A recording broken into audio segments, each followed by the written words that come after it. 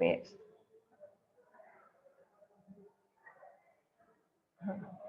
So Sergey, he actually noted down what was the thing. He found it out that this man is actually, he has seen this man previously somewhere, and then he told him, okay, I have seen you somewhere, and that day you were narrating some other story. You were not saying that you are a school teacher. You said that you are a student and you have been expelled. That means he's in a habit of, you would have seen that beggars are always asking for alms. And you know, they're narrating different type of story in order to get attention, in order to get, something. So ma'am the voice same clear thing. नहीं आ रही. Wait, the connection is, let me do one thing. I will connect it with the school's, network. Let me do that. Am I audible now, children? Am I audible?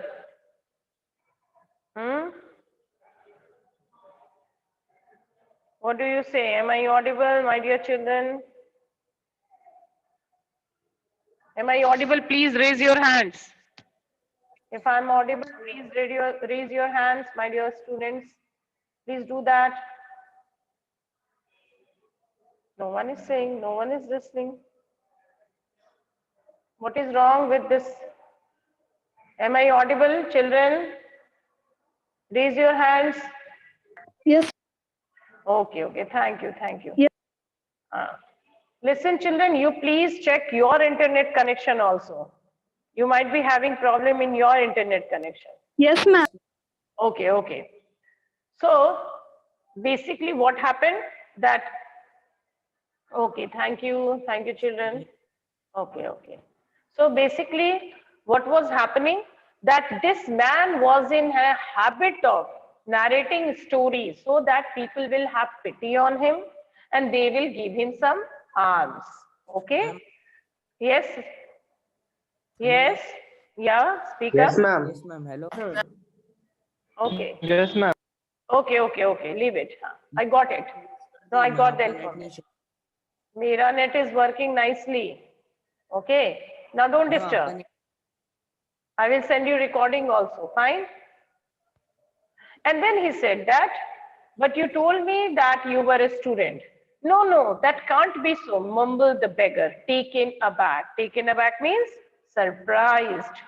So he said, no, no. He started stuttering, stammering, okay, because now he was caught red-handed. And then again he said, no, I'm a village school teacher. And if you like, I can show you my papers. Then he is saying that if you want me to show your papers, I would be. Because I'm only a, village school teacher. Have done with lying. Now Sergey genuinely got angry, irritated. He was an advocate. He has a special vigilant eye. So he got so angry, he said, have done with lying. You called yourself a student and even told me what that you have been expelled for. Don't you remember? He said, okay, I'm sick of you. I don't lie. This is enough. You lied enough. And then he added that, okay, not only you told me that you were a student, but you actually told me the reason that why did you get expelled. So why are you lying again? Don't do this. He was really, really angry. Sergey flushed and turned from the ragged creature with an expression of disgust. Disgust, a feeling of a strong disapproval, anger. So Sergey flushed. He was full of anger and he turned away from the beggar. He was actually angry that why he is taking advantage of the people. Generally, I told you that we have pity on them. But every time, if they will keep on narrating the wrong story or the story which is not, okay, my voice is coming clearly, thank you. So basically, this kind of dishonest statement, this kind of, you can say, false story will never help you to have pity on those people because this is dishonesty. So what did he say? He said, this is dishonesty, my dear sir, he cried angrily. This is swindling. I shall send the police for you, damn you. And then he threatened him. He threatened him. Listen, this is dishonest. Again, the problem was there. Let me admit you first of all. I don't know why, even though I have connected with Zio. But what is the problem? Okay, now well, so he was quite angry. Who was angry? Sergei. And he said, this is dishonesty, my dear sir, because he called himself a school teacher. This is swindling. Swindling, you know, cheating. I shall send the police for you, damn you. That, yeah, fine. If you will keep on lying, I will call the cops. I will call the police. Sir, he said, laying his hand on his heart, the fact is, I was lying. I'm neither a student nor a school teacher. All that was fiction. So now this man, this beggar was scared. He was scared that if he will be caught red-handed, if he will be sent to police, he will be in problem. So all of a sudden the man changed. And then he started speaking the truth. See, within moments, thank God, that means some goodness is still existing in his heart. Because generally, if he would have been a criminal, if he would have been a people, illegal people, then he would have kept on lying and lying. They are not even scared of police. But I will say, I feel that this man is somehow a nice person. Maybe due to some circumstances, maybe some circumstances, maybe some problem. This man is actually, having this problem. So basically, he's a nice human being. Okay, yeah, I'm there. Somehow, hmm. And so that's why he's scared. And all of a sudden he says, sorry, sir, I'm neither a student, sorry, I would like to say now he admit that neither he is a student nor a school teacher. Now he will narrate all his real story. And so first of all, what did he say? He said, all that was fiction. Fiction, fictitious story, which has no truth. Formerly, I sang in Russian choir and was sent away for drunkenness. Now see, what was the real reason? How or why he has to turn into a beggar? What was the circumstances in his life? Okay, there was no circumstances which forced him to become a beggar. It was only him who decided, who actually chose. This is the message. This is one very strong message, that it is you who decide the destiny. It is you who decide path of your life. So what did he say? He's saying that actually he was he was singer. He was singing in a Russian choir group, a group. They usually sing for church and other things also. But he was thrown away. Why? Because of his drunken behavior. He was a drunkard. He used to drink a lot. And because of that irresponsible behavior, he has to lose his job.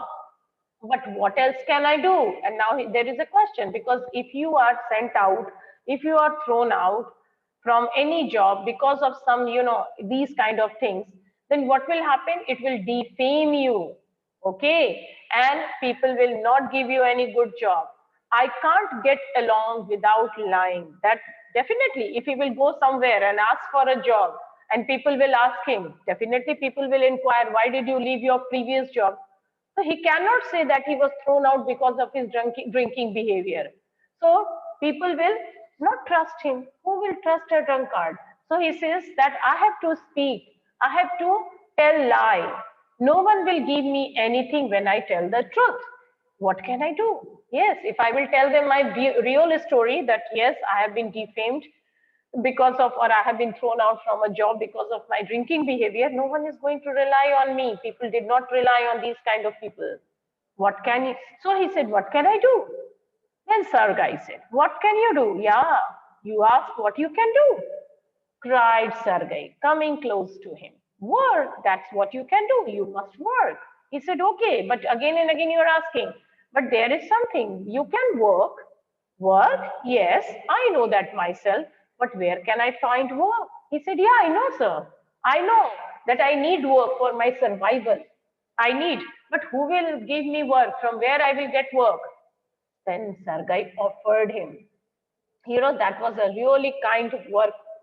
He said, how would you like to chop wood for me? Yes, he offered him a job.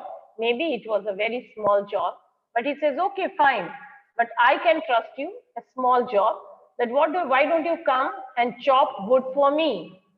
Oh, I wouldn't refuse to do that. But in these days, even skilled woodcutters find themselves sitting without bread. Then again, he said, maybe perhaps he did not like the work, or maybe he was so, weak, whatever. Then again, he made an excuse. And what was that excuse? He said, oh, I will not refuse. Okay, you have offered me such a fine job again. But I have seen that even skilled woodcutters nowadays, they cannot find suitable job for themselves. So how will I be able to get a job as a woodcutter? But he said, will you come and chop wood for me? Then he said, no, I'm not asking you to go and find a job of woodcutter. Rather, I'm asking you to come and chop wood for me. So why don't you come and chop wood for me? Yes, sir, I will. He said, okay, sir, definitely. I'm happy. I will definitely do the job. But you will soon find it out that he's actually not very happy with this kind of offer. Why? Anyway, at that time, he accepted the job. He said, very well, we will soon find out. Come on, let's come to my place and let's do what I have offered it to you. Sergei hastened along, rubbing his hands. He called his cook out of the kitchen. Now, Sergei very quickly, hastily, he took him to his place and then he called his cook out of the kitchen. You know, you are going to meet another very, very, very important character of this story. And who is she? She is Olga. Yes, see the name. Remember this name because this question may come in your exam. She is going to be an important character who will bring all the transformation in the character, all the reformation in the character. In fact, you say this is the high time, okay, of the story. So anyway, the lady came out. Here, Olga, he said, he means Sergei. Take this gentleman into the woodshed and let him chop wood.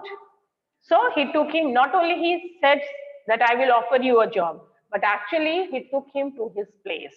Now this is the very scary thing Sergei did, trusting a stranger. But if you will not trust, then how the people will change? So Sergei also want to give this a strong message through this story.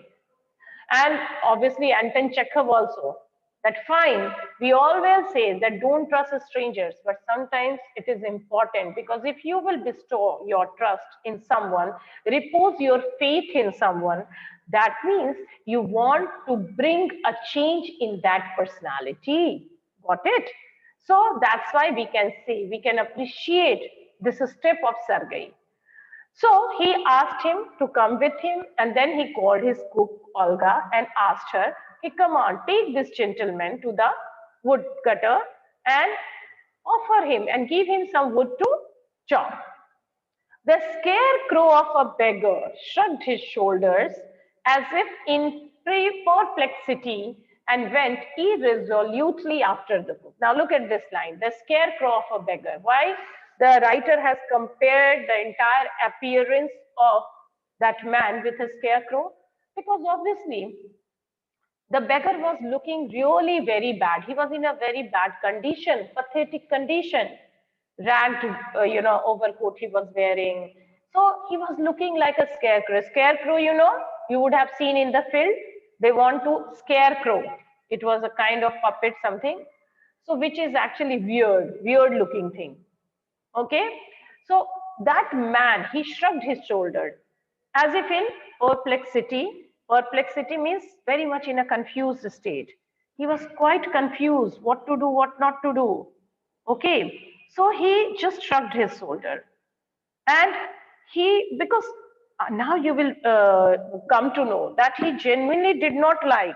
So he was in a perplexed situation, in a state of puzzle, bewilderment, and very confused state, and went irresolutely after the cook. Irresolutely means undecided. He was in an indecisive manner. Okay, it was obvious from his gait, G-A-I-T. What is the meaning of gait? Who will tell me? G-A-I-T. Gait means It's not G-A-T-E, G-A-I-T. Who will tell me? No one. Come on, The children. way that somebody walks. Yes, very good. The way of walking, chalne ka tarika. Okay. So now you will find it out that it was obvious from his gait, the way he was walking, that he had not consented to go and chop wood because he was hungry and wanted work, but simply from pride and shame, and because he had been trapped by his own words. Now, see how beautifully this rhyme has been written. Now, basically, what happened? He was not willing to work. He was actually very weak and lazy fellow. So the way he was working, irreducibly, unwillingly, undecidedly, he did not want to go and chop the wood. Chopping wood is actually a very difficult task. But why he was so, his body language. Have you seen a child that if he has to if a mother says something to a baby, come on, go and finish your homework. You will see that the way they will walk, that is quite clear that they did not want to do the work. In fact, you people are also doing this. So sometimes your body language, no, actions speak louder than words. So your body language is like that, that which is a clear, consent. You're actually trying to show to the people that you did not want to do the work. Similarly, this beggar also, he did not want to complete the that chopping of the wood. But why, see this line? Because he was hungry and wanted work.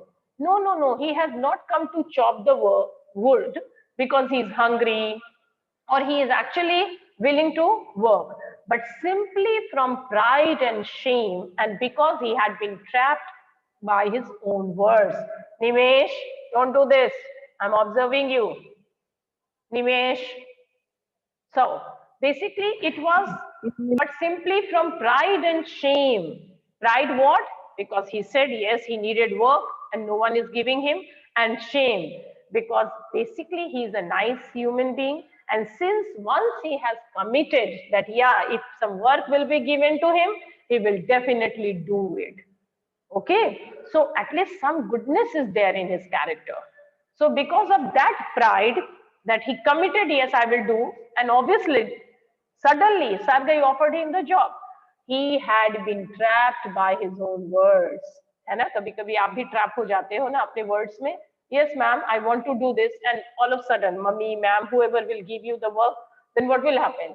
So you have to keep your words, okay?